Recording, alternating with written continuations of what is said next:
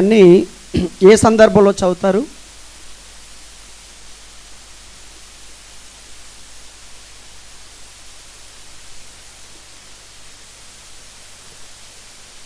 వివాహ సందర్భంలో చదువుతారు.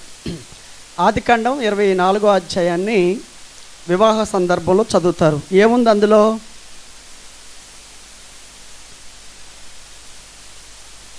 ఇసాకు, రెబ్కా, ఎలియాజరు,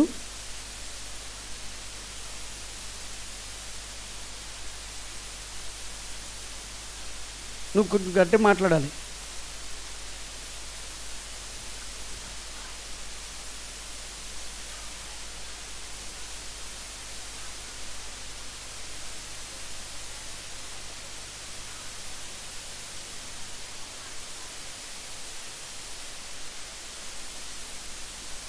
వెరీ గుడ్, సూపర్.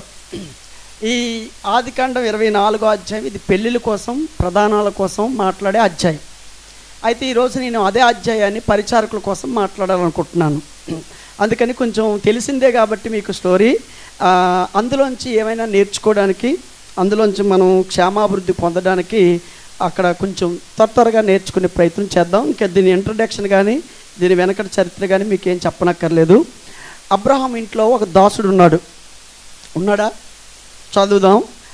ఆదికాండం 24వ అధ్యాయం 1వ వచనం చదవండి.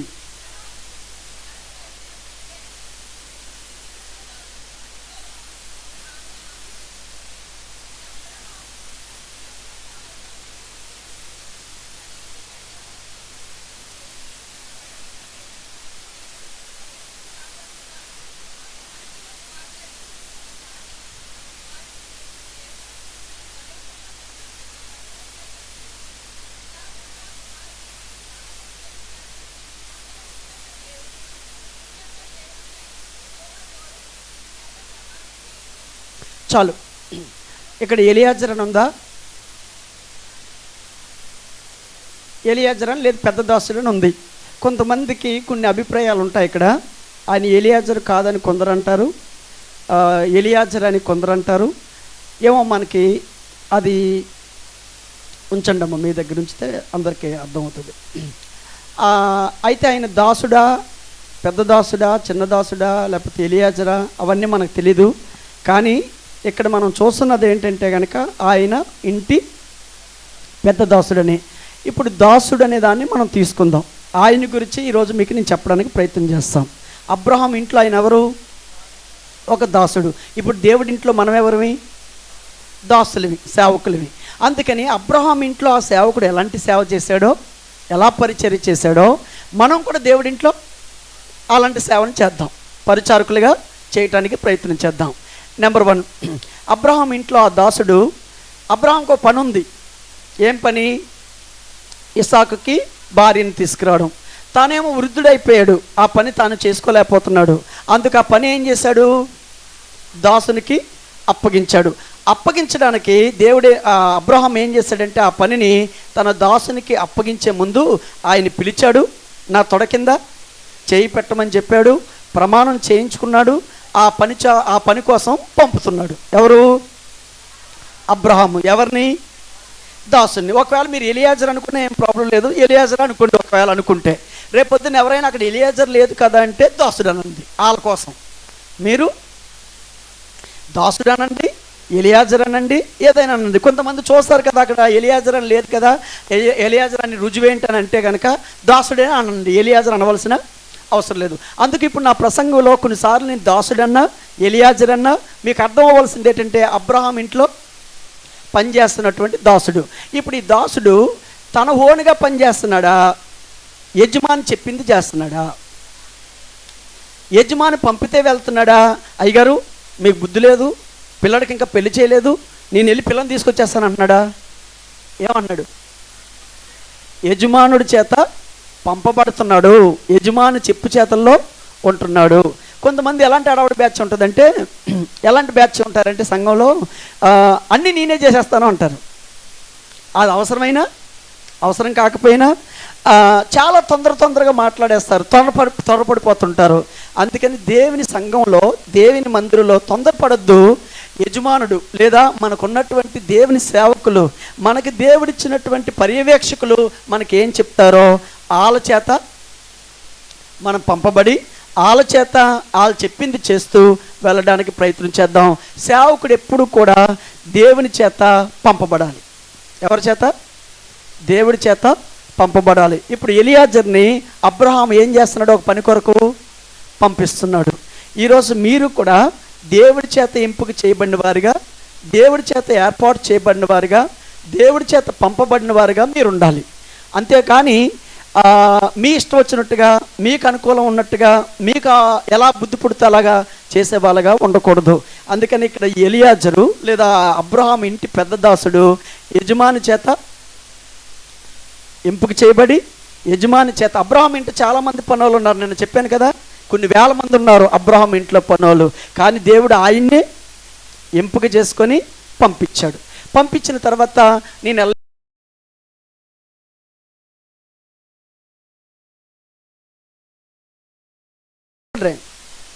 తెలీదా స్టోరీ?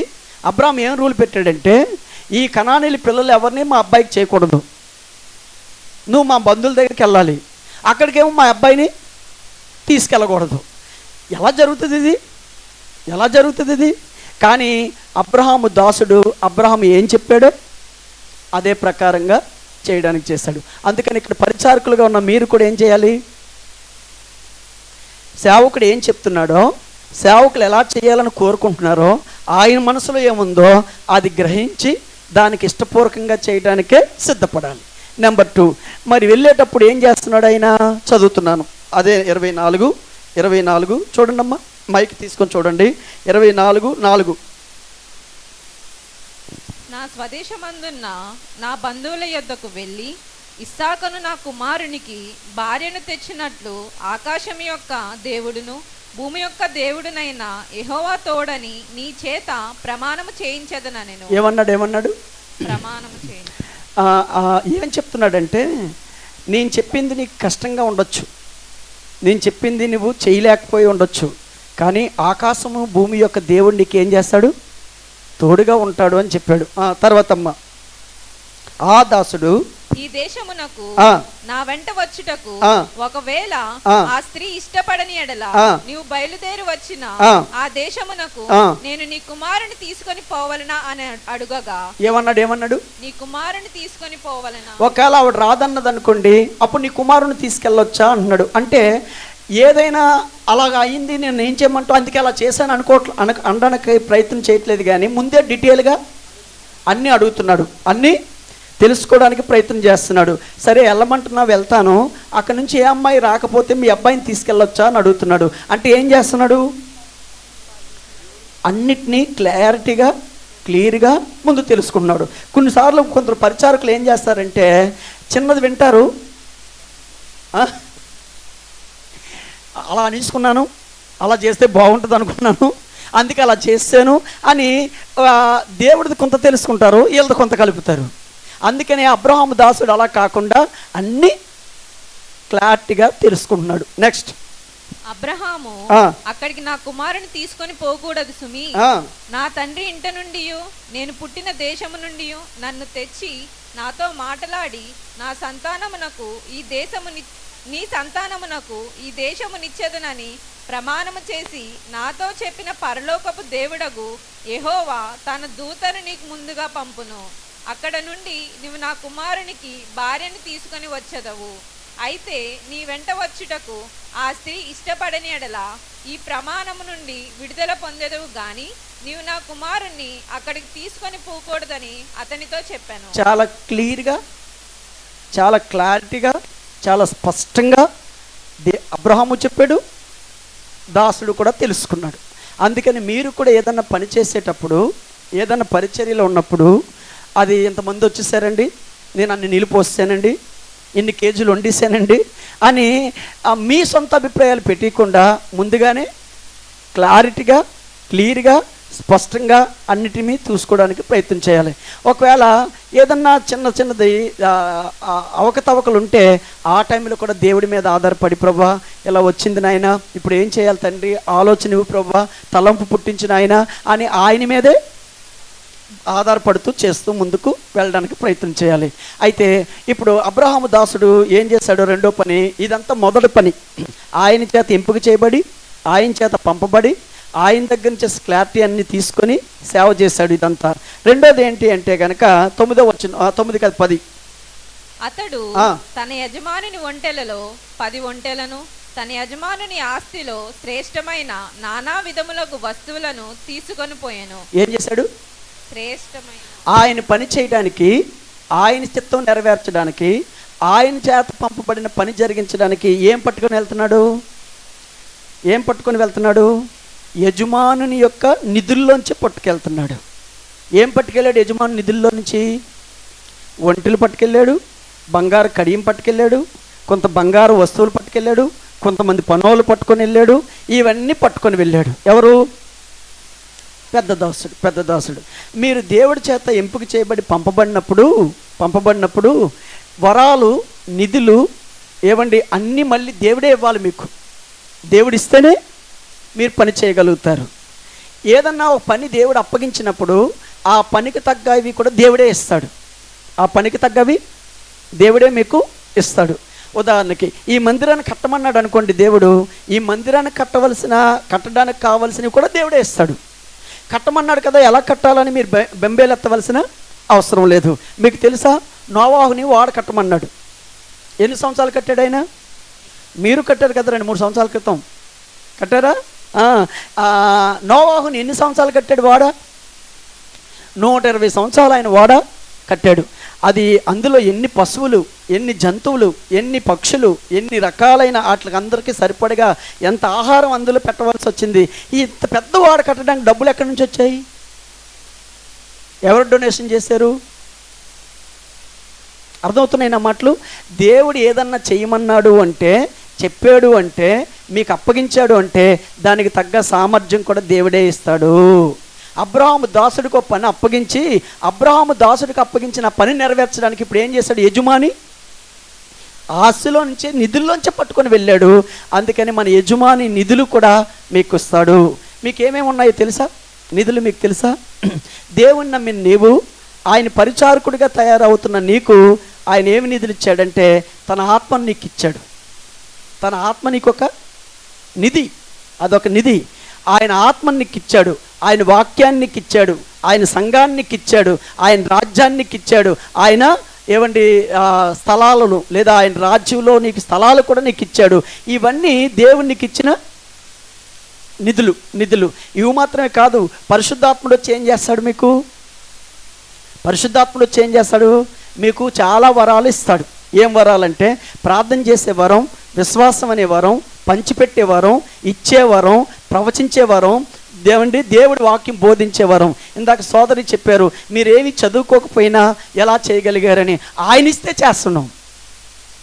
ఆయన వాక్యం ఇచ్చాడు, ఆయన బోధించే వరం ఇచ్చాడు, ఆయన బోధించడానికి వేదికనిచ్చాడు, ఆయన మీ మధ్యకు వచ్చి బోధించడానికి మిమ్మల్ని అందరినీ తోడుకొచ్చాడు. ఇవన్నీ ఆయన సమకూర్స్తే కదా పని చేయగలుగుతున్నాం, లేకపోతే మనం చేయలేం కదా.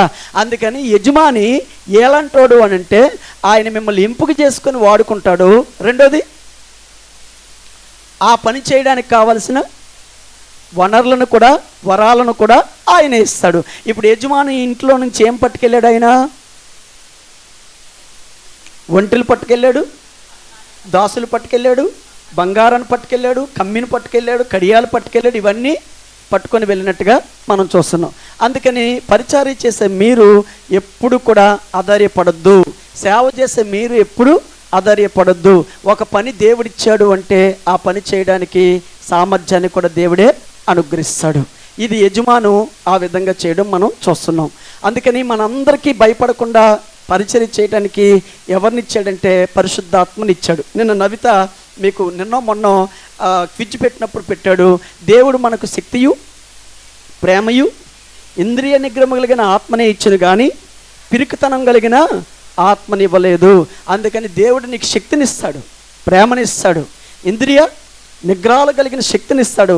అందుకని మీరు భయపడవలసిన అవసరం లేదు. మూడోది చదువుదాం రండి. అదే 24వ అధ్యాయం కిందకి చదివేయండి అమ్మాల 15వ వచనం. అతడు మాటలాడుట చాలింపక ముందే అబ్రహాము సహోదరుడైన నాహోరు భార్యయగు మిల్కా కుమారుడైన బెతూయేలుకు పుట్టిన రిబ్కా కడవ భుజము మీద పెట్టుకొని వచ్చెను. ఆ చిన్నది మిక్కిలి చక్కనిది, ఆమె కన్యక, ఏ పురుషుడును ఆమెను కూడలేదు.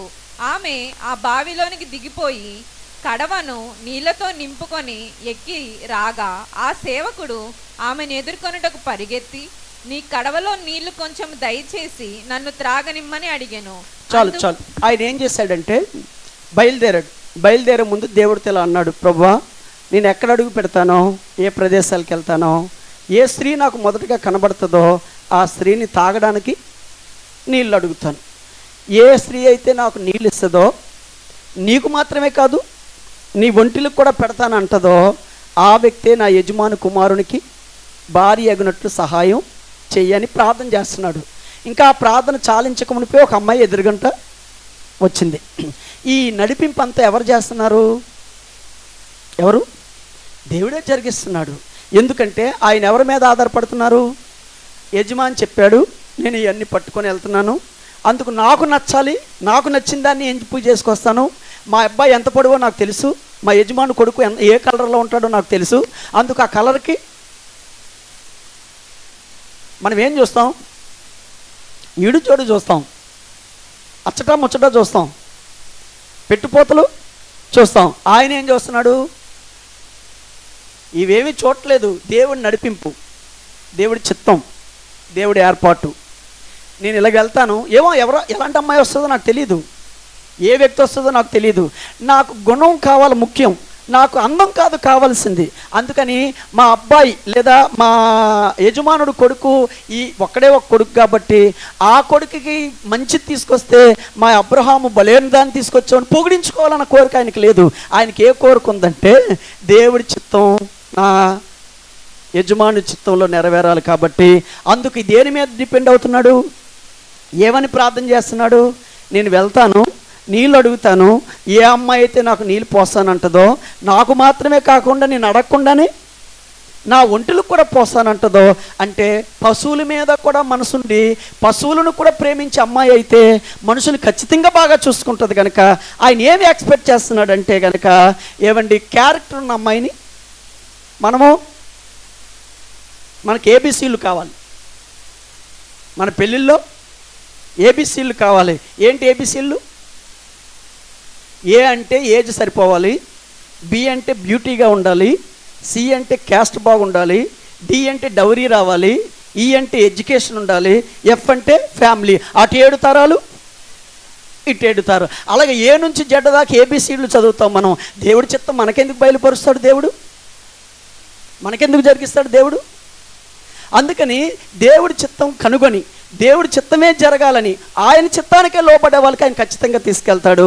ఏం ప్రార్థన చేశాడో అక్కడ వాక్యం ఏముందంటే, ఆయన ప్రార్థన ఇంకా చాలింపక ముందే ఆయన దగ్గరికి ఒక అమ్మాయిని తీసుకొని వచ్చాడు. పరిశుద్ధాత్ముడు ఏం రాయించాడంటే, అమ్మాయి మిక్కిలి చక్కనది, మిక్కిలి చక్కనది, ఏ పురుషుణ్ణి కోరనది. అబ్బబ్బా, ఎంత పరిశుద్ధమైన మాటలు ఆ బిడ్డ కోసం రాశాడో.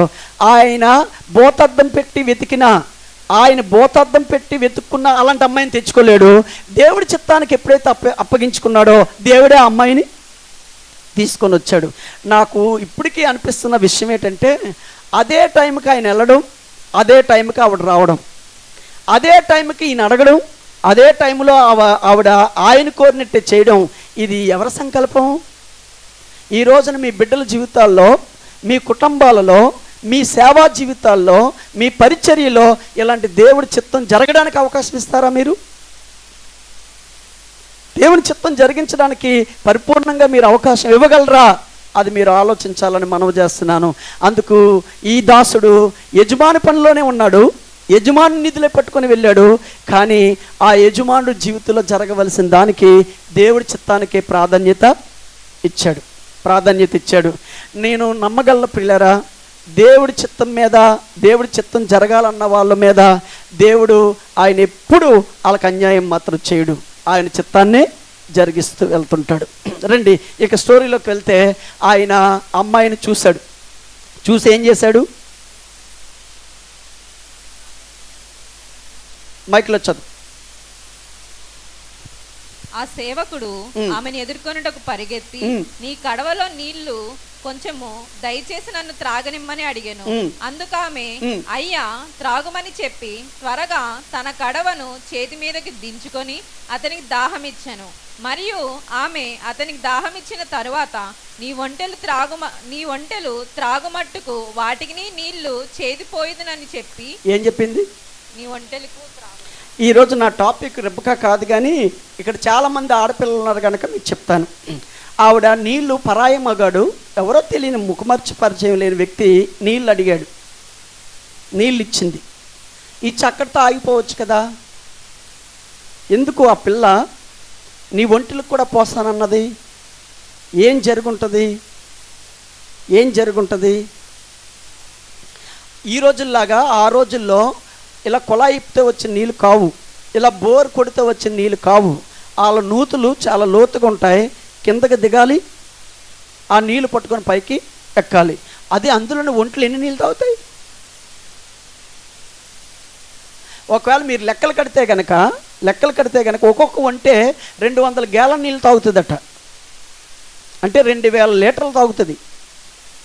అలా 10 ఒంట్లకి ఎన్ని నీళ్ళు తోడిపోయాలో. అయితే ఆ పిల్ల దగ్గర ఉన్న గుణలక్షణం ఏంటంటే వీళ్ళెవరో బాటసారుల్లో ఉన్నారు, చాలా దూరం ప్రయాణం చేయాలేమో, ఈ బావి దాటితే వాటికి నీళ్లు దొరకదేమో, అందుకని వాళ్ళు తోడుకోవడానికి ఏమీ లేదు. నీళ్లు తోడుకోవడానికి నా దగ్గర ఈ అవకాశం ఉంది కనుక వాళ్ళకు తృప్తిపరచడమే కాదు, వాళ్ళ ప్రయాణానికి కూడా ఏ ఆటంకం లేకుండా చేయటానికి ఇవన్నీ సమకూర్చాలన్న ఒక జ్ఞానం కలిగిన పిల్ల, ఒక ఆలోచన విధానం ఉన్నటువంటి పిల్ల.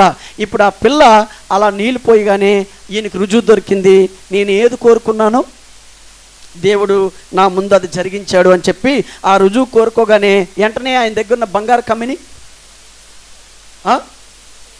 చేతికి కడియాల్ని పెట్టిస్తాడు. చదవండి అమ్మా, చదవండి.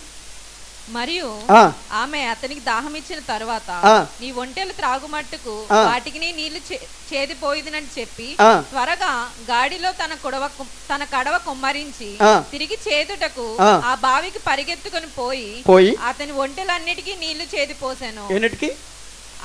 అన్నిటికీ. ఈరోజు అమ్మా నాన్న వచ్చి కూర్చొని ఒక గ్లాసుని మంచిలు ఇమ్మంటే ఇవ్వట్లేదు ఈ పిల్లలు.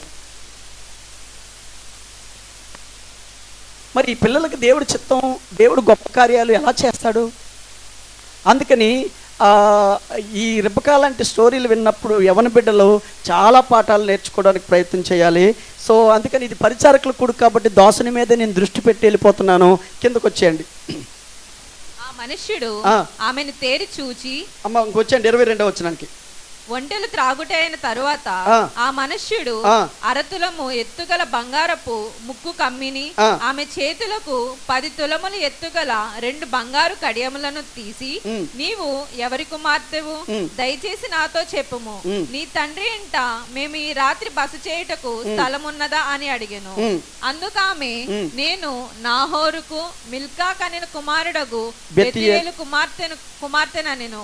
మరియు ఆమె, మా యొద్ద చాలా గడ్డియు మేతయు రాత్రి బస చేయుటకు స్థలమును ఉన్నవనగా, ఆ మనుష్యుడు తన తల వంచి యెహోవాకు మ్రొక్కి ఏం చేశాడు? ఆవిడేమందంటే, మా ఇంటి దగ్గర చాలా గడ్డి ఉందండి, పశువులు ఉండడానికి కూడా స్థలం ఉంది, మీరు మా ఇంటికి రావచ్చు అని చెప్పింది.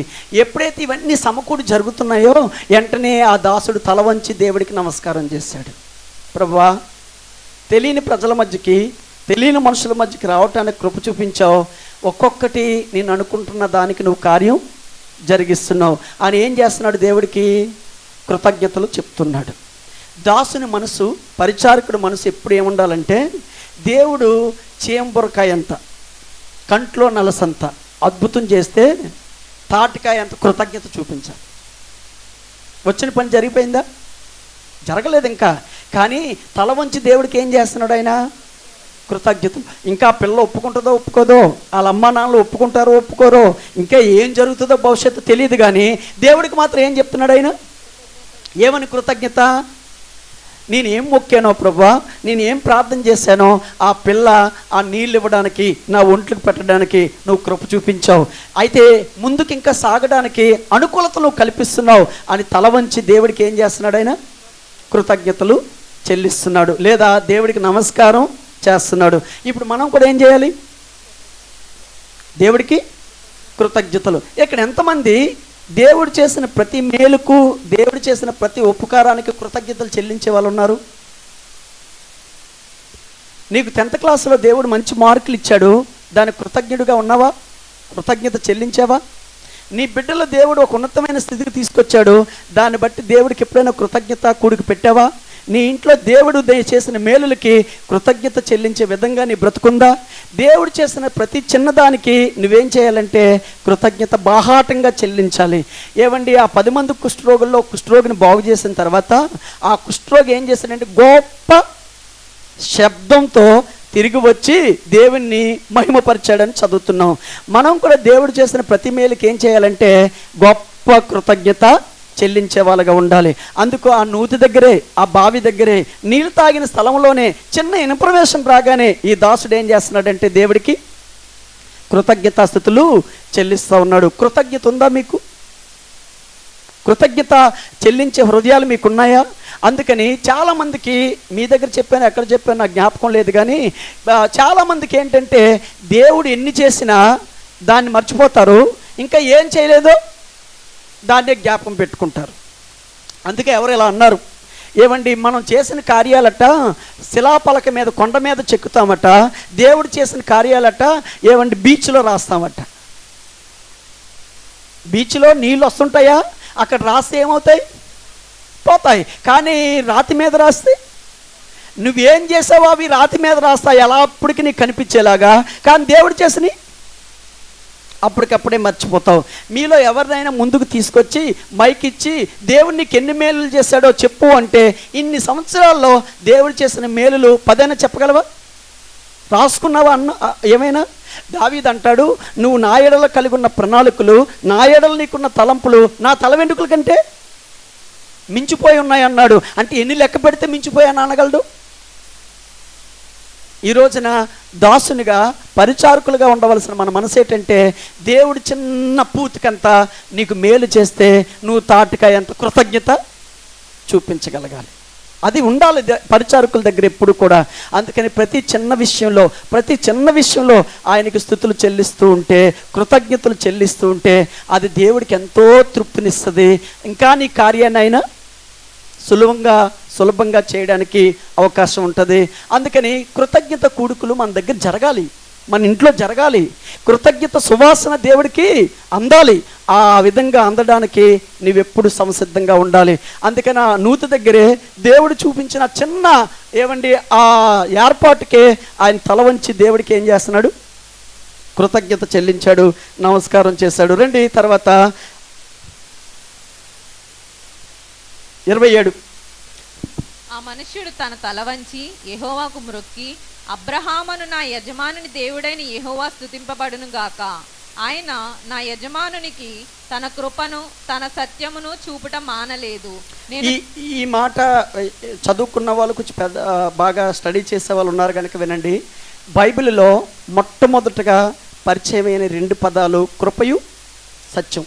ఇదే బైబిల్ అంతటికి కూడా ఇది అతి ప్రాముఖ్యమైనటువంటి సిద్ధాంతం, కృపయు సత్యము. ఈ రెండింటిని మనం ఎంత బాగా అర్థం చేసుకోగలమో అంత భక్తి మనకు బాగుంటుంది. ఈ దాసుడు దాన్ని అర్థం చేసుకొని ఏం చేశాడు? ఆల్రెడీ నా యజమానునికి ఆ దేవుడు కృపయు చూపడం మానలేదు, సత్యము కూడా చూపడం మానలేదు అని దేవుని స్తుతిస్తున్నాడు. అది తర్వాత మీరు ఎప్పుడైనా స్టడీ చేయండి, అది అతి ప్రాముఖ్యమైనటువంటి తలంపది. అందుకు నేను త్రోవలో ఉండగానే యెహోవా నా యజమానుని బంధువుల ఇంటికి నన్ను నడిపించునను. అంతటా చిన్నది పరిగెత్తుకొని పోయి ఈ మాటలు తన తల్లి ఇంటి వారికి తెలిపెను. రిబ్కాకు లాబాను ఒక సహోదరుడుండెను. అప్పుడు లాబాను ఆ బావి దగ్గర వెలుపటనున్న మనుషుని యొద్దకు పరిగెత్తుకొని పోయి. ఆగండి, రిబ్కా కోసం మాట చెప్పనివ్వండి. ఇంటికి వెళ్ళి ఏం చేసింది ఆవిడ? తన తల్లి ఇంటి వారందరికీ ఈ విషయాలన్నీ చెప్పింది. కొంతమంది యవన బిడ్డలు కాలేజీలో ఏం జరుగుతుందో చెప్పరు, ఫ్రెండ్స్ దగ్గర ఏం జరుగుతుందో చెప్పరు, అన్నీ దాచి మూసేసుకుంటారు, పూర్తిగా మునిగిపోయేదాకా చెప్పరు ఎవరికి. కానీ పిల్ల ఇంటికి వెళ్ళగానే అమ్మా ఈ కడియాలు ఎవరు పెట్టారో తెలుసా, ఈ ముక్కు కమ్మ ఎవరు పెట్టారో తెలుసా, ఒక ఆయన వచ్చాడు, ఆయన బాటసారిలో ఉన్నాడు, ఆయనేమో ఎవరు పిల్లవని అడిగాడు అని అన్ని వివరాలు చెప్పేసి వాళ్ళ అన్నని ఏం చేసింది ప్రియమైన యవన బిడ్డలారా వినండి, ఏది చెప్పకుండా అన్ని గుట్టు చప్పుడుగా ఎప్పుడైతే దాస్తావో నువ్వు ప్రమాదంలో పడుతున్నావని అర్థం. అందుకని నీవు ఒకవేళ పెళ్ళి కాని పిల్లవైనా ఏదైనా జరుగుతున్నది ఏమీ దాపెరకు లేకుండా మీ మమ్మీకి డాడీకి మీ యొక్క అన్నకి మీ చెల్లెలకి ఎప్పుడైతే నువ్వు పంచుతావో నువ్వు డేంజర్ జోన్లోకి వెళ్ళవు, నువ్వు ప్రమాదంలోకి వెళ్ళవు. కానీ ఎప్పుడైతే దాన్ని చెప్పకుండా దాగుడు మూతలు వేస్తావో నువ్వు మునిగిపోతావని అర్థం. అలాగే ఏ భార్య అయినా ఏ భర్త అయినా ఏదన్నా జరిగింది కప్పుతున్నాడు దాస్తున్నాడంటే అది దాని వెనక ప్రమాదం ఉంటుంది. అందుకు మీరేం చేయాలంటే ఇప్పి చెప్పడం నేర్చుకోవాలి. అందుకని ఇంటికి రాగానే ఏం చేసింది ఆవిడ, తన తల్లి ఇంటి వారు అందరికీ ఓపెన్గా ఏంటో ఈ కాలం పిల్లలు ఏది చెప్పరు, తన మనసులో ఏముందో తనకి ఏమనిపిస్తుందో ఎలాంటి ఎదురవుతున్నాయో ఏమీ చెప్పరు. చెప్పకపోవడం వల్ల ప్రమాదం వస్తుంది, చెప్పకపోవడం వల్ల మునిగిపోతారు, చెప్పకపోవడం వల్ల నష్టపోతారు. ఎప్పుడైతే ఇంటి వారికి చెప్పారో ఇంట్లో నుంచి ఏం చేశారంటే వాళ్ళ అన్నయ్యని పంపించారు ఆ బావి దగ్గరికి. ఆయన వెళ్ళి ఏం చేశాడు, వాళ్ళని తీసుకొని వచ్చిన తర్వాత ఏం జరిగిందో చదవండి. లాబాను యెహోవా వలన ఆశీర్వదింపబడిన వాడా లోపలికి రమ్ము, నీవు బయట నిల్వనేలా ఇల్లును ఒంటెలకు స్థలమును నేను సిద్ధము చేయించుతున్నా. నేను ఆ మనుష్యుడు ఇంటికి వచ్చినప్పుడు లాబాను ఒంటెల గంతలు విప్పి ఒంటెలకు గడ్డియు మేతయు కాళ్ళు కడుగుకొనుటకు అతనికిని అతనితో కూడా నున్న వారికి నీళ్లు ఇచ్చి అతనికి భోజనము పెట్టించను గాని అతడు నేను వచ్చిన పని చెప్పక మునుపు భోజనము చేయననగా లాబాను చాలు అలసిపోయి వచ్చారా, ప్రయాణం చేసి వచ్చారా, చాలా దూరం పని కట్టుకొని వచ్చారా, ఇప్పుడు ఆకలి అయిందా వేస్తుంది. అయితే వాళ్ళన్నీ భోజనం సిద్ధం చేసి ఏమన్నాడు ఆయన, నేను ఎందుకు వచ్చానో నేను వచ్చిన పని ఏంటో ఆ పని చేయకుండా ఆ పని చెప్పకుండా నేను భోజనం చేయను అంటే పరిచారకుకున్న మనసు ఏంటంటే నాకు అప్పగించబడిన పని కంటే నాకు భోజనం ఎక్కువ కాదు. నాకే పని ముఖ్యం, నా యజమానుడు నాకు ఏ పని అప్పగించాడో, నన్ను నమ్మి నా చేతుల్లో ఏ పని పెట్టారో ఆ పని కంటే నాకు రెస్ట్ ముఖ్యం కాదు, నాకు భోజనం ముఖ్యం కాదు, నేను ముందు ఆ పని చేయాలి అని. ఈరోజు ఎక్కడున్నా మిమ్మల్ని అందరిని అడుగుతున్నాను, దేవుని పని మీకు అంత ముఖ్యమైందేనా? దేవుని పని మీకు అంత శ్రేష్టమైందేనా? దేవుడి పని అలా జరుగుతూ ఉంటే, దేవుడి పని అలా కనబడుతుంటే పనిని పక్కన పెట్టి పని వైపు చూడకుండా మీరు మీ రెస్ట్ కోసమో మీకు పనులున్నాయేనో మీ వ్యాపకాల కోసం వెళ్ళిపోయిన ఎంతమంది లేరు? ఈయన ఏమంటున్నాడంటే రేపు మాట్లాడుకుందాంలే, ఇప్పుడు ఆహారం తిని అలసిపోయి వచ్చాను కాబట్టి నిద్రపోదాంలే అనలేదు. ఏమన్నాడంటే నేను వచ్చిన పని మీకు చెప్పక మునుపు నేను భోజనం చేయను అంటే ఇప్పుడు పరిచారకుడు ఎలాంటి మనసుతో ఉన్నాడు, దాసుడు ఎలాంటి మనసుతో ఉన్నాడు? ఉన్నారా ఈ క్రీస్తు ప్రేమ సువార్త సంఘంలో ఎలాంటి వాళ్ళు? మాకు భోజనం కంటే నిద్రాహారాల కంటే మా రెస్ట్ కంటే మా సౌఖ్యం కంటే ముందు దేవుడి పని జరగాలి అన్న మనసు ఉండాలి దాసుడికి. మళ్ళీ మర్చిపోకండి, ఆర్డర్లో రండి. దేవుడి చేత లేదా యజమాని చేత పంపబడిన వ్యక్తి, యజమాని నిధుల్ని తీసుకొని వెళ్ళిన వ్యక్తి, దేవుని మీదే ఆధారపడి పనిచేసిన వ్యక్తి, దేవుడు చేసిన దానికి కృతజ్ఞత చూపించిన వ్యక్తి ఇప్పుడు యజమాని పని తన ఆహారం కంటే తన రెస్ట్ కంటే ఆ యజమాని పని మీదే ఆయన ఎక్కువ మక్కువ చూపిస్తున్నాడు. ఈ రోజున మనం అందరం కూడా పరిచారకులుగా దేవుని సేవకులుగా మనకు ఆ పని ముఖ్యంగా ఉండాలి. తర్వాత చదవండి అమ్మా. నేను భోజనం చేయక మునుపు అంటే నేను వచ్చిన పని చెప్పక మునుపు నేను భోజనం చేయననగా లాబాను చెప్పమనను. నేను అబ్రహాము దాసుడను, యెహోవా నా యజమానిని బహుగా ఆశీర్వదించను గనుక అతడు గొప్పవాడాయెను. అతనికి గొర్రెలను గొడ్లను వెండి బంగారములను దాసదాసి జనమును ఒంటెలను గాడిదలను దయచేసను. నా యజమానిని భార్య అయిన శారా వృద్ధాప్యములో నా యజమానునికి కుమారుని కనెను. నా యజమానుడు మీరు అలాగా అక్కడి నుంచి 30-42 వచనాల దాకా అలా చదువుకుంటూ వెళ్తే ఆ దాసుడు ఏమంటాడో తెలుసా? నా యజమాను కుమారుడు, నా యజమాని భార్య, నా యజమాని ఆస్తి, నా యజమాని గొడ్లు, నా యజమాని గొప్పవాడు, నా యజమాని ఇది అని ఎంతసేపు ఏం చెప్తాడంటే తన యజమాని గొప్పతనమే, తన యజమాని యొక్క ఏమండి ఉన్నతత్వమే చెప్తాడు. కానీ ఈయన ఇలా చెప్పొచ్చు, నేనెవరో తెలుసండి, మా యజమాని ఇంట్లో చాలామంది పనులు ఉన్నారు కానీ నన్నే నమ్మాడండి, నేనే మా యజమానికి ఇలాంటి ప్రాముఖ్యమైన ఏ పనులు చేయవలసి వచ్చినా నాకే ఆ పని అప్పగిస్తాడండి, నేను ఏం చెప్తే అదే మా యజమాని చేస్తాడండి అని తన గొప్ప చెప్పుకుంటున్నాడా? యజమాని గొప్ప చెప్పాలి. యజమాని గొప్ప చెప్తున్నాడు, యజమాని కోసం చెప్తున్నాడు, యజమానికి ఏముందో చెప్తున్నాడు, యజమాని దేవుడు ఎలా దీవించాడో చెప్తున్నాడు. ఆయన చెప్పే ప్రతి మాటలో యజమాని యజమాని యజమాని యజమాని. ఈరోజు పరిచారకులుగా మన గొప్పలు ఎక్కువైపోయాయి,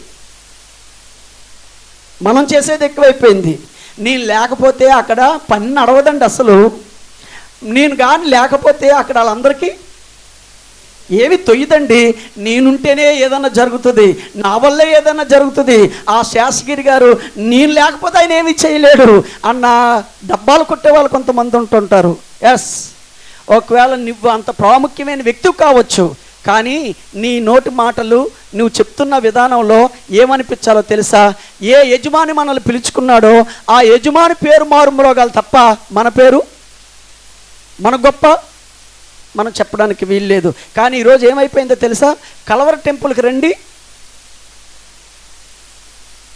మీరు శాంతి పొందుతారు. ఏమండి, కలవర మహోత్సవాలకు రండి, మీరు స్వస్థతలు పొందుతారు అని ఈ రోజున ఎక్కడ చూసినా వాళ్ళ డబ్బాలు, వాళ్ళ పేర్లు, వాళ్ళ విధానాలు, వాళ్ళ పేర్లే కనబడతాయి తప్ప పిలిచిన యజమాని పేరేది? పిలిచిన యజమాని యొక్క గొప్పతనం ఏది? అందుకని ఏ సంఘమైనా, ఏ పరిచారకుడైనా, ఏ సేవకుడైనా ఎలా ఉండాలంటే నేను తగ్గాలి, ఆయన ఎచ్చాలి. మనం పెరగడం కాదు, మనం తొడలు కొట్టడం కాదు, మనం మెసాలు తిప్పడం కాదు, మనం చప్పట్లు కొట్టడం కాదు. అందుకు ఎప్పుడు మీరు ఒకటి గమనించండి, యజమానిని మరుగు చేసి మనుషులు కనబడుతున్నారంటే అది దొంగ బోధ, అది తప్పుడు బోధ, అది కల్తీ, అది కల్ట్స్ అని మరి మర్చిపోకూడదు. ఎప్పుడు మనం ఏం చేయబడాలి అంటే మన యజమానే కనబడాలి. ఇప్పుడు చెప్పండి, ఆ బంధువుల ఇంటి దగ్గర అబ్రహాం ఉన్నాడా? ఆయన అబ్రహాము గురించి, అబ్రహాము యొక్క గొప్పతనం గురించి ఎందుకు అంత చెప్తున్నాడు? ఈ రోజున మన కోసం ప్రాణం పెట్టిన దేవుడు మనుషులకు కనబడ్డావు, మనల్ని ఎంచుకున్నాడు. ఆ దేవుడు మనల్ని పరిచారకులుగా పిలుచుకున్నాడు. మనం ఏం చేయాలి? ఆయన కోసం ఆయన గొప్పతనం చెప్పాలి, ఆయన సిలువ ప్రేమ చెప్పాలి, ఆయన త్యాగం చెప్పాలి, ఆయన మన మీద ఉన్న వాత్సల్యం చెప్పాలి, ఆయన మనల్ని ఎంత ప్రేమిస్తున్నాడో ఆ ప్రేమను ప్రజలకు చెప్పాలి. అందుకనే దేవుణ్ణి మరుగు చేసి మనం కనిపించే ఏ బోధ అయినా, ఏ సంస్థ అయినా, ఏ సేవ అయినా అది దొంగ, అది కల్తీ అని మనం మర్చిపోకూడదు. ఇక్కడికి వచ్చినటువంటి ఈ రాత్రి ఆకలి మానేసి, ఆహారం మానేసి ఆయన ఏం చెప్తున్నాడంటే, నా యజమాని ఉన్నాడండి, నా యజమాని దేవుడు దీవించాడండి, ఆయన గొర్రెలు ఉన్నాయండి, ఆయన గొడ్లు ఉన్నాయండి, వృద్ధాప్యులు ఆయనకు కొడుకున్నాడండి, ఆయన గొప్పోడండి, ఆయన దీవించబడ్డాడని ఆయన మాట్లాడిన ప్రతి మాటలో ఎవరి కోసం? మరి ఈరోజు మీరు ఏమో మరి మీ వైపు ఎలా ఉందో నాకు తెలియదు, కానీ ఈ గోదావరి జిల్లా వాళ్ళకి, మరి ముఖ్యంగా ఈ ఈస్ట్ వెస్ట్లో ఉన్న వాళ్ళకి ఏం బుద్ధి అంటే, వాళ్ళ పేరు చూపించుకోవడం అంటే, వాళ్ళ పేరు కనపరుచుకోవడం అంటే తెగ చచ్చిపోతారు వాళ్ళు. వాళ్ళ కనపరుచుకోవడానికి వాళ్ళకున్న దేవులాట, ఆరాటం చిన్న చిన్నది కాదు. అందుకే మీరు చూడండి జాగ్రత్తగా, మీరు జాగ్రత్తగా గమనించండి. వాళ్ళు చూపించేంత బడాయి, వాళ్ళు చూపించేంత ఏమండి కనపరుచుకున్నంత గొప్పతనం వాళ్ళు కనపరుచుకోవడానికి చేసే చిన్న చిన్నవి చేయరు. ఆ ఇల్లు కట్టినా వాళ్ళకే పేరు రావాలి, వాళ్ళ పిల్లలకి పెళ్ళిళ్ళు చేసినా వాళ్ళకే పేరు రావాలి, వాళ్ళు వంటలు చేసి భోజనాలు వడ్డించినా వీళ్ళలాగా ఇంకెవడు పెళ్లి చేయలేకపోయాడురా, వీళ్ళలాగా ఇంకెవరు భోజనాలు వడ్డించలేకపోయారా అని మనకే పేరు రావాలని బతుకుతుంటాం. అదేనా నీ బ్రతుకు? నన్ను చూసినప్పుడు, నా బ్రతుకును చూసినప్పుడు దేవుని చూపించగలగాలి, నా యజమాని కనబడాలి, వాళ్ళ దేవుడు వాళ్ళకి తోడుగా ఉన్నాడురా అందుకే వాళ్ళు బాగున్నారు అని నా జీవితాన్ని చూసినప్పుడు నా దేవుడికి పేరు వచ్చేలాగా చేయాలి తప్ప నాకు పేరు వచ్చేలాగా చేసుకోవడానికి కాదు ఈ సేవ. అందుకని ఈ విషయాలు మీరు గమనించండి. ఏం చెప్పాను ఇప్పటికీ? ఉన్నారా ఇక్కడ? నెంబర్ 1, యజమాని చేత పంపబడాలి, యజమాని నిధులు తీసుకొని వెళ్ళాలి, యజమాని చిత్తం జరిగించడానికి ఆయన మీద ఆధారపడాలి. ఆయన చేసిన దానికి కృతజ్ఞతలు చెల్లించాలి. ఆయన గొప్పతనం గురించి, ఆయన మహిమ గురించి, ఆయన ఉన్నతత్వం గురించే మాట్లాడాలి. మన గురించి ఏమీ మాట్లాడుకోవడానికి వీల్లేదు. పౌలు అంటోడు ఏమంటాడంటే నాకున్నదంతా పెంటతో సమానంగా ఎంచుకొనుచున్నాను. మనదేముంది చెప్పుకోవడానికి? అందుకని యజమాని గురించే మనం చెప్పుకోవాలి. రండి 6వ దానికి వెళ్దాం. చదవండి అమ్మా 42. నేను నేడు ఆ బావి యొద్దకు వచ్చి అబ్రహామును నా యజమానుని దేవుడైన యెహోవా నా ప్రయాణమును నీవు సఫలము చేసిన ఎడల నేను ఈ నీళ్ల బావి యొద్ద నిలిచి ఉండగా చెప్పాడు. అంటే ఏం జరిగిందో అదంతా రాత్రి ఆ ఇంట్లో వాళ్ళందరికీ కూర్చోబెట్టి చెప్తున్నాడు. నేను ఇలా అనుకున్నాను, ఆ బావి దగ్గరికి మీ అమ్మాయి వచ్చింది, మరి మీ అమ్మాయికి ఇలా చేశాను, అన్నీ చెప్పుకుంటూ వచ్చాడు. వచ్చిన తర్వాత 47. అప్పుడు నేను నీవు ఎవరి కుమార్తెవని అడిగినందుకు ఆమె మిల్కా నాహోరునకు కనిన కుమారుడగు బెతుయేలు కుమార్తెనని చెప్పినప్పుడు నేను ఆమె ముక్కుకు కమ్మీను ఆమె చేతులకు కడియములను పెట్టి నా తల వంచి యెహోవాకు మ్రొక్కి అబ్రహామును నా యజమానుని దేవుడైన యెహోవాను స్తోత్రము చేసి తిని. ఏలయనగా ఆయన నా యజమానుని యొక్క సహోదరుని కుమార్తెను అతని కుమారునికి తీసుకొనున్నట్లు సరి అయిన మార్గమందు నన్ను నడిపించెను. ఏమన్నాడంటే 49కి వచ్చేసరికి, కాబట్టి నా యజమానుని ఎడల మీరు దయను నమ్మికను కనపరిచిన ఎడల అదైనా నాకు తెలియచెప్పండి, లేని ఎడల అదైనను నాకు తెలియచెప్పండి. అప్పుడు నేను ఎటు పోవలను అటు పోయేదనగా లాబానును బెతీయేలును ఇది యెహోవా వలన కలిగిన కార్యం, మేమైతే అవునని కానీ కాదని కానీ చెప్పు చాలము. ఇదిగో రెబెకా నీ ఎదుటనున్నది, ఆమెను తీసుకొని పొమ్ము.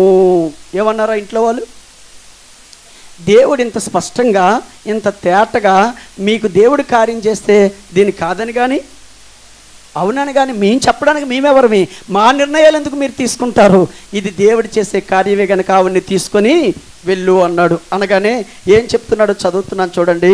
ఏం చెప్తున్నాడో యెహోవా సెలవిచ్చిన ప్రకారము కిందకు వచ్చేయండి అమ్మా 54. అతడును అతనితో కూడానున్న మనుష్యులను అన్నపానములు పుచ్చుకొని అక్కడ ఆ రాత్రి అంతయు నుండిరి. ఉదయమున వారు లేచినప్పుడు అతడు నా యజమానుని యొద్దకు నన్ను పంపించుడని చెప్పగా ఆమె సహోదరుడగును ఆమె తల్లియు ఈ చిన్నదాని 10 దినములైనను మా యొద్ద ఉండని, ఆ తరువాత ఆమె వెళ్ళవచ్చుననిరి. అప్పుడతడు యెహోవా నా ప్రయాణమును సఫలము చేసెను గనుక నాకు తడువు కానీయక నన్ను పంపించుడి, నా యజమానుని యొద్దకు వెళ్ళేదనని చెప్పినప్పుడు ఎంత టైము? రాత్రి మిడ్నైట్ దాకా ఈ మీటింగ్లన్నీ పెట్టాడు. అదంతా వాళ్ళు ఒకే చెప్పారు. అప్పుడు భోజనం చేశాడు. తెల్లవారుగానే ఏమన్నాడంటే నన్ను పంపించేయండి, పిల్లని తీసుకొని పోతాను అంటున్నాడు. వాళ్ళేమంటున్నారు? 10 రోజులైనా ఉంచు, అసలు మేము సిద్ధపోవట్లేదు, మాకు ఇప్పుడు వరకు అసలు ప్రిపరేషన్ లేదు మాకు, నువ్వు ఇప్పుడు ఎలా అంటే ఆయన ఏమన్నాడు తెలుసా? దేవుడు కార్యం చేశాడు కనుక తడువు చేయొద్దు, ఆలస్యం చేయొద్దు, నన్ను ఆపొద్దు. దేవుడు ఈ పని చేశాడు కాబట్టి ఇది అర్జెంటుగా నా యజమాని దగ్గరికి నన్ను పంపించేయండి అంటున్నాడు. అంటే దేవుని పనిలో జాగు చేయక, ఆలస్యం చేయక, దేవుని పని నిర్లక్ష్యం చేయక, త్వరపడి తొందరగా ఆయన ఏం చేస్తున్నాడంటే ఆ పనిని తీవ్రమైనటువంటి మనసుతో చేస్తూ ఉన్నాడు. మనం కూడా ఏం చేయాలి? దేవుడి పని చేసేటప్పుడు తడువు చేయకూడదు, ఆలస్యం చేయకూడదు, తర్వాత చేద్దాంలే అనకూడదు. దేవుడు ఎప్పుడైతే కార్యాన్ని జరిగించాడో అప్పుడే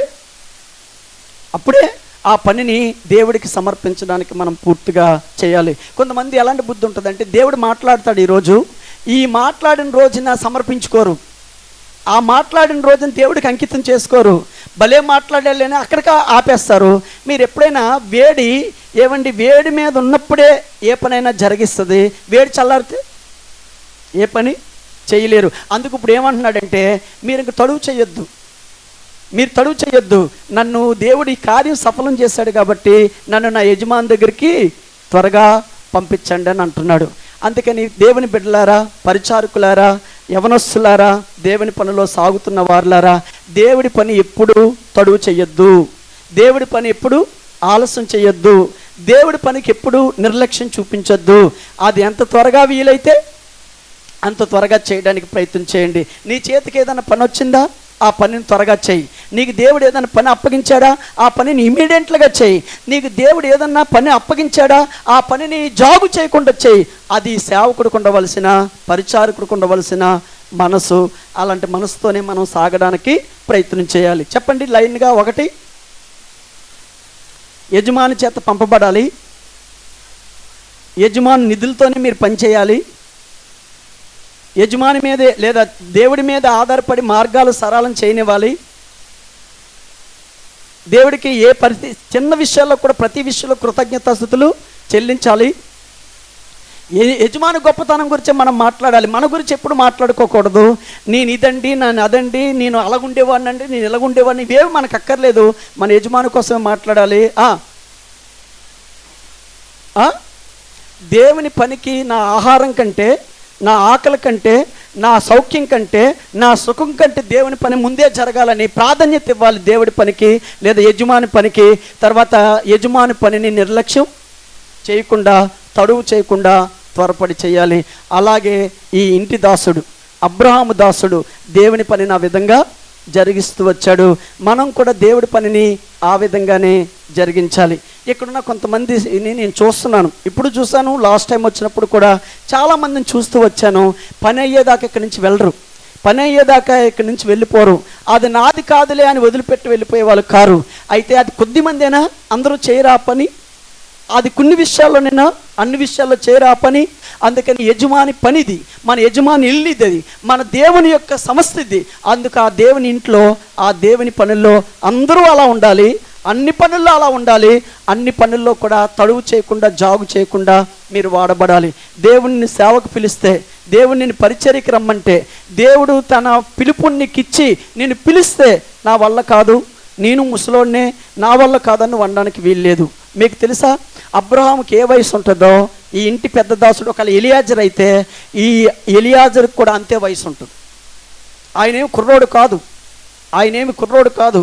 ఎందుకనంటే ఏమండి, అబ్రహాము వయసు కంటే కొంచెం పెద్ద వయసే ఈ ఎలియాజర్ది. మీరు ఒకవేళ ఎలియాజర్ జీవిత చరిత్ర కనుక చూస్తే, అంత వయసు ఉండి కూడా ఏం చేశాడు ఆయన? నేను చేయలేను, నా వల్ల కాదు, ఇంకొకరు ఎవరినో పంపు, పోనీ ఇక్కడ ఎక్కడో దగ్గరలో అంటే నేను ఏదన్నా చేద్దని, నువ్వేమో ఎక్కడ వద్దంటున్నావు, ఎక్కడికో వెళ్ళమంటున్నావు అని అన్నాడా? అనలేదు. యజమాని ఏం చెప్పాడో ఆ పనికి లోపడ్డాడు. మిమ్మల్ని దేవుడు కొన్నిసార్లు దేవుడి పనికి రమ్మంటే, దేవుడి పరిచర్య అప్పగిస్తే ఎన్ని చెప్తావో, నువ్వు చెప్పినన్ని సాకులు ఇంకెవరు చెప్పరు. అంకులు ఎగ్జామ్ ఉంది, అంకులు కాలేజ్ ఉంది, అంకులు మాకు ఈ ఎక్స్ట్రా క్లాస్ ఉంది, మాకు ఇది ఉంది అంకులు అని ఎన్ని తప్పించుకొని వెళ్ళిపోతావో అన్నీ దేవుడికి తెలుసు. అందుకని పరిచారకులు, దాసులు, పరిచర్య చేసేవాళ్ళు ఎలాంటి మనసుతో పనిచేయాలి అంటే, అబ్రహాము దాసుడు ఎలా పనిచేశాడో అలా పనిచేయడానికి మనం ప్రయత్నించాలి. రండి ఆ మాటలు చదువుదాం. 24వ అధ్యాయం 61వ వచనానికి వచ్చేయండి. రెబ్కాయు ఆమె పనికత్తెలను లేచి ఒంటెలనెక్కి ఆ మనిషిని వెంబడి వెళ్ళిరి. ఏం చేశారమ్మా? ఆవిడ వెళ్తావా అంటే వెళ్ళిపోతానన్నది. బట్టలు కుట్టించుకుందా? పెళ్లి బట్టలు ఉన్నాయా? వస్తువులు ఉన్నాయా? ఏమైనా సిద్ధపడి ఉన్నాయా? మీరు ఆలోచించండి. ఒక పెళ్ళి అంటే, ఒక పెళ్ళి జరగాలంటే ఎంత ప్రిపరేషన్ ఉండాలి. ఆయన రాత్రి వచ్చాడు, ఉదయాన్నే తీసుకుపోతాను అంటున్నాడు. ఆ పిల్ల ఏమన్నది? ఆవిడేమన్నదంటే వెళ్ళిపోతానన్నది. వెళ్ళిపోతానని ఎక్కించుకొని తీసుకొచ్చేసాడు.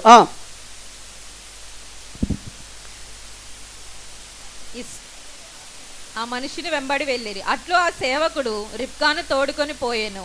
ఇస్సాకు బెయేర్లహోయిరోయి మార్గమున వచ్చి దక్షిణ దేశమందు కాపురం ఉండెను.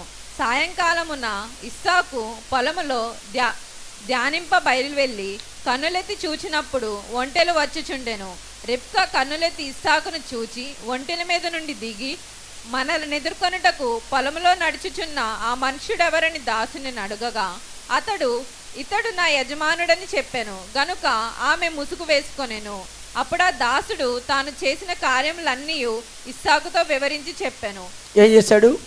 ఏ పని కోసం వెళ్ళాడో, ఎవరి కోసం అమ్మాయిని తేడానికి వెళ్ళాడో ఆ పని పూర్తి చేసి, ఆ పనిని ఆయనకు అప్పగించి, దేవుడు ఏమేమి చేశాడో అన్నీ వివరించి చెప్పాడు.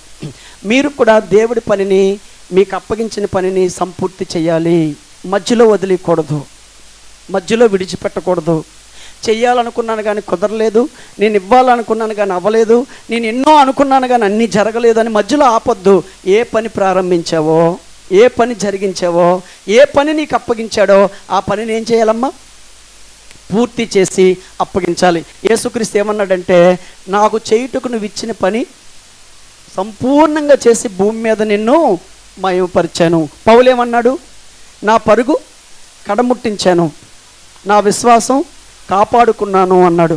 అలాగా దేవుడు మనకు అప్పగించిన పనిని ఏం చేయాలి? మనం సంపూర్తిగా చేయాలి, సంపూర్తిగా నెరవేర్చాలి. ఇప్పుడు ఇస్సాకుకి భార్యను తెచ్చే పనిని యజమాని అబ్రహాము దాసుడికి అప్పగిస్తే దాసుడు ఆ పని చేశాడు. అలాంటి దాసుల్ని దేవుడు ఏమంటాడో తెలుసా? ఒకరోజు ఆయన దగ్గరికి వచ్చినప్పుడు, ఆయన దగ్గరికి వెళ్ళినప్పుడు ఏమంటాడో తెలుసా? బలా నమ్మకమైన మంచి దాసుడా. అలా అనిపించుకుంటారా మీరు? అలాంటి పరిచారకులుగా ఉంటారా మీరు? బలా నమ్మకమైన మంచి దాసుడు అని దేవుడి చేత అనిపించుకునే స్థాయిలో మీరు సేవ చేస్తారా? అలా చెయ్యాలంటే ఇగో ఎలియాజరు అబ్రాహాము దాసుడు ఏ స్పోర్టుతో, ఏ మనసుతో, ఎలాంటి దృక్పథంతో పనిచేశాడో ఇక్కడున్న మీరందరికీ అలాంటి దృక్పథమే ఉండాలి. అలాంటి మనసుతోనే మనం సేవ చేయగలగాలి. అలా చేయగలిగితే అది దేవుడు స్వీకరించే దేవుడు. మొన్న రవి గారి చర్చలో చెప్పాను ఒక స్టోరీ, అది మళ్ళీ చెప్తాను, వినండి జాగ్రత్తగా. తమిళనాడులో ఒక రోజున యూకే నుంచి, ఏమండి బ్రిటిష్ నుంచి ఒక మిషనరీ వచ్చాడు. సుమారు 120 సంవత్సరాల క్రితం ఆయన పనిచేశాడు, చాలా సేవ చేశాడు. సేవ చేసిన తర్వాత ఒక్కరూ రక్షించబడలేదు. ఆయనకు అంత ఆశాజనకంగా సేవ లేదు, అంత ఆనందంగా అనిపించలేదు. ఈలోగా ఆరోగ్యం దెబ్బతిన్నది, క్షీణించిపోయాడు, చాలా బలహీనమైపోయాడు. అలాంటప్పుడు దేవుడితో అన్నాడు, ప్రభువా, నేను మా దేశాన్ని విడిచిపెట్టి ఇక్కడికి వచ్చాను, పనిచేశాను, కానీ నాకేమీ సంతృప్తిగా అనిపించలేదు, నాకు సేవలో ఏమీ ఆనందం లేదు, నేనేమీ చేయలేకపోతున్నాను, ఇప్పుడు నా ఆరోగ్యం సహకరించట్లేదు, ఇక నేను చేయలేని ప్రభువా పని, ఎవరినైనా ఈ ప్రాంతాలకు మళ్ళీ నువ్వు రప్పించు, పిలువు తండ్రి, ఇక నేను చేయలేను, నా వల్ల కాదని ఆగిపోయి ఆయనకేవో కూరగాయలు కావాలని అవి కొనుక్కోవడానికని సంచి పట్టుకొని ఆయనకి రోడ్డు దాటి అవతలకి వెళ్ళాలి బజార్కి, యువతలు ఉంటాడు ఆయన మెల్లగా కర్ర పట్టుకొని ఆ సంచి పట్టుకొని కూరగాయల కోసం వస్తున్నాడు. ఆయన రోడ్డు మీదకి వచ్చాక రోడ్డు మీద సంఘటన జరిగింది. ఏం జరిగిందంటే, ఒక రైతు 2 ఎద్దుల్ని బండికి కట్టి ధాన్యం ఎక్కించుకొని అవి మిల్లుకో ఎక్కడికో ఆడించడానికి వెళ్తున్నాడు. ఆయన ఆ రోడ్డు బండి మీద వస్తూ ఉంటుండగా ఈ మిషనరీ అలా రోడ్డు మీదకి వెళ్ళాడు. ఆ బండి కూడా అలా వస్తూ ఉంటుండగానే ఈ మిషనరీ చూస్తూ ఉంటుండగానే ఎద్దు అలా ఆగిపోయి అలాగ సొమ్మసెల్లిపోయి పడిపోయింది. ఆ బరువైన బండి అది ఎప్పుడైతే పడిపోయిందో ఈ ఎద్దుకి ఆ తాడు పేక నొక్కి అలాగన అది వేలాడిపోయింది. అప్పుడు ఈయన కేకలేస్తున్నాడు ఈ మిషనరీ, అయ్యో ఎవరైనా రండి, ఎద్దు చచ్చిపోతుంది అంటుంటే ఆ బండి మీద ఉన్న బండి యజమాని లేదా ఎద్దు యజమాని కిందకి దిగి దాని ముఖం ఇలా పట్టుకోగానే దాని కళ్ళు 2 కూడా యజమాని వైపు చూసి అలా ప్రాణం వదిలిస్తూ కన్నీళ్లు కారుస్తుందట ఎద్దు. ఈ ముసలోడు మెల్లగా వెళ్ళి ఎవరినైనా పిలవయ్యా, లేపయ్యా బండి అంటే అప్పుడు ఆ ఎద్దుగల రైతు దాని ముఖాన్ని కౌగిలించుకొని గోల పెట్టి ఏడుస్తున్నాడట. అయ్యో నా ఎద్దా అని ఏడుస్తున్నాడట. అప్పుడు ఈ మిషనరీకి ఏం అర్థం కాక, ఎందుకయ్యా ఏడుస్తున్నావు, ఇది ఎవరినైనా లేపంటే అప్పుడు మిషనరీ చెప్పాడట, చూసావయ్యా దీని కన్నులు ఎటువైపు చూస్తున్నాయో, దీని ముఖం ఎటువైపు చూస్తుందో తెలుసా, నా కళ్ళల్లోనే చూస్తుంది, నా ముఖం కాస్త చూస్తుంది. ఏం జరిగింది అంటే ఇది 3 రోజులుగా దీనికి ఆహారం తినలేదు, దీనికి ఒంట్లో బాగోలేదు, నీళ్ళు తాగలేదు, ఆహారం తినలేదు. ఇది నా ఇంటే పుట్టింది, నేను ఏం చెప్తే అదే చేస్తుంది. అయితే ఇంట్లో బియ్యం లేవని ధాన్యం ఆడించడానికి వెళ్దామా అని అడిగితే బాగోకపోయినా బుర్ర ఊపింది, అందుకే దీన్ని బండికి కట్టాను, లేకపోతే నేను కట్టను. అయితే బుర్ర ఊపి వచ్చి ఇక్కడ దాకా తీసుకొచ్చిన తర్వాత ఇప్పుడు ఇదేం చెప్తుందో తెలుసా, నాకు యజమానుడా, నన్ను నమ్మి నా భుజాల మీద ఈ పని పెట్టావు, కానీ ముగింపు దాకా తీసుకెళ్ళలేకపోతున్నాను, నన్ను క్షమిస్తావా అని నా ముఖంగా చూసి ఏడుస్తుంది. అది చచ్చిపోయినందుకు ఏడట్లేదు, నేను అప్పగించిన పనిని మధ్యలోనే వదిలిసిందని ఏడుస్తుంది అని గోల పెట్టి ఏడ్చాడట రైతు. అప్పుడు ఈ మిషనరీకి అర్థమైంది ఏంటంటే, నాకు పాఠాన్ని నేర్పించడానికి దేవుడు ఈ సన్నివేశం నా ముందు చూపించినట్టున్నాడు, నేను ఇక పని చేయనన్నాను కదా దేవుడికి, అందుకని దేవుడు నాతో మాట్లాడుతున్నాడని చెప్పి వెంటనే ఆయన మోకరించి దేవుడికి చెప్పాడట, యజమానుడా, ఆ నోరు లేని ఎద్దు తనకు అప్పగించిన పని ముగింపు దాకా తీసుకెళ్ళలేకపోయానని ఏడ్చింది, కానీ నేను నీ పనిని ముగింపు దాకా తీసుకెళ్తానని చెప్పి అక్కడే మోకరించి మళ్ళీ బలం పొందుకొని చచ్చేదాకా మిషనరీ దేవుడి పనినే చేశాడట.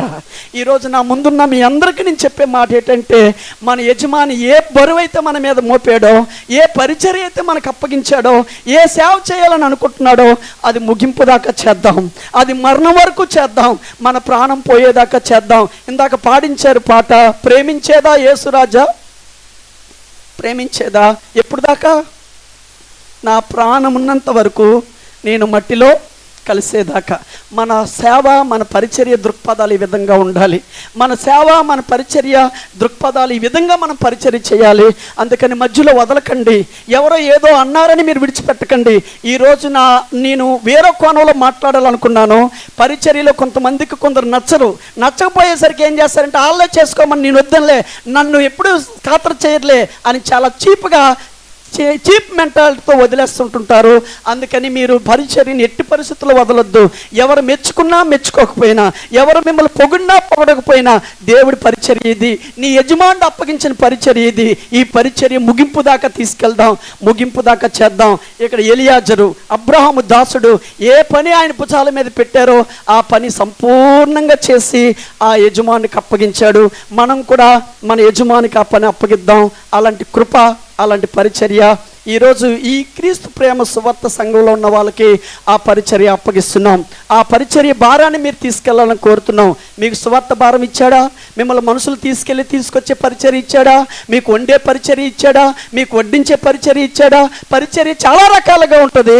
అది ఏ పరిచర్య అయినా ఆయన రాక దగ్గరికి వెళ్ళేదాకా, ఆయన ముందు ప్రవేశం అయ్యేదాకా మీరు ఈ పరిచర్యను ఆపద్దు. ఈ పరిచర్యను కొనసాగిస్తూనే ముందుకెళ్దాం. ఆ ఎద్దు యజమాని ముఖంగా చూసి, నాకు బలహీనంగా ఉన్నా నువ్వు నాకు అప్పగించిన పనిని నీకు కడవరకు చేయలేకపోయినా ఎలా చెప్పగలిగిందో, మనం కూడా దేవుడి దగ్గర కొన్నిసార్లు ఆయన ముందు కూడా ఇలా చెప్దాం, ప్రభువా, నా బలహీనతల వైపు చూడను, నా స్థితిగతుల వైపు చూడను, నీ వైపే చూస్తాను, నీ పనే కడవరకు చేస్తానని దేవుడికి సమర్పించుకుంటూ ప్రార్థన చేద్దాం. లేచి నిలబడి దేవుడి సన్నిధిలో ప్రార్థన చేద్దాం. కొన్నిసార్లు ఇందాక ఒక అక్క వచ్చి చెప్పారు, నేను చాలా కృంగిపోయాను పాస్టర్ గారు, నా బిడ్డలు చేసిన పనికి నా కోసమే ఈరోజు వాక్యం చెప్పినట్టు నాకు అనిపించింది, నేను కృంగిపోయాను, నేను ఎటు వెళ్ళలేకపోయాను అని చెప్పింది. ఎస్, కొన్నిసార్లు కొన్ని బలహీనతలు వస్తాయి, కొన్ని బాధలు వస్తాయి, కష్టాలు వచ్చినా, బాధలు వచ్చినా, బలహీనతలు వచ్చినా, ఎలాంటి స్థితిగతులు వచ్చినా దేవుడి పని ఆపొద్దమ్మా. దేవుడు నీకు అప్పగించిన పనిని ఆపొద్దు. దేవుడు నీకు అప్పగించి నమ్మించిన పనిని సంపూర్ణంగా చెయ్యి, కడవరకు చెయ్యి, ముగింపు వరకు చెయ్యి. ప్రభువా, ఇదిగో అబ్రహాము దాసుల్లో నుంచి నాతో ఈ మధ్యాహ్న కాల సమయంలో నాతోనే మాట్లాడావు. నువ్వు నాకు ఇచ్చిన సండే స్కూల్ పరిచర్య, నువ్వు నాకు ఇచ్చిన ఈ యొక్క వంటల పరిచర్య, నువ్వు నాకు ఇచ్చిన సంఘ పరిచర్య, నాకు ఇచ్చిన సువార్త పరిచర్య, నువ్వు నాకు అప్పగించినటువంటి ప్రభువా ఈ నమ్మకమైన పరిచర్య కడవరకు నేను నమ్మకంగా చేస్తాను తండ్రి అని దేవుడికి సమర్పించుకుందాం. ప్రార్థన చేద్దాం. నోరు తెరిచి ప్రార్థన చేద్దాం పిల్లారా, నోరు తెరిచి ప్రార్థన చేద్దాం. దేవా, ఇది ఆఖరి మీటింగ్ పిల్లారా. ఈ ఆఖరి మీటింగ్లో దేవుడు అనేక కోణాలుగా మీతో మాట్లాడుతూ వచ్చాడు. కొన్నిసార్లు అలిగి మానేసావా? నీకు ప్రాధాన్యత ఇవ్వలేదని మానేసావా? నీ పేరు చెప్పలేదని మానేసావా? ఈ పరిచర్యను అలిగి ఆగిపోయావా? అయితే అది మంచిది కాదమ్మా, అది మంచిది కాదయ్యా. దేవుడు నిన్నే నమ్ముకున్నాడు, నీకే ఈ పని అప్పగించాడు. ఈ పని ఆకలి కంటే, ఈ పని నీ సౌకర్యాల కంటే గొప్ప పనిని ఎంచుతున్నావా? అబ్రహాము దాసుడు అలాగే ఎంచి పని చేశాడు కదా.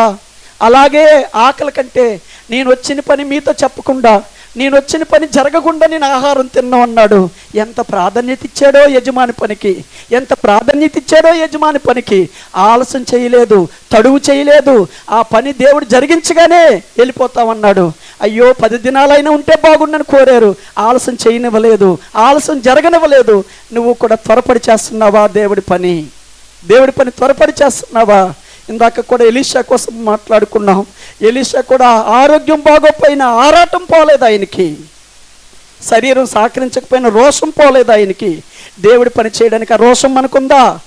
ఆ ఎద్దు తనకు ఆరోగ్యం బాగోకపోయినా, తన ఒంట్లో బాగోకపోయినా యజమాని చెప్పగా బుర్రూపిందట, నేను వస్తానని చెప్పిందంట, నేను ఆ పనిలో ఉంటానని చెప్పిందట.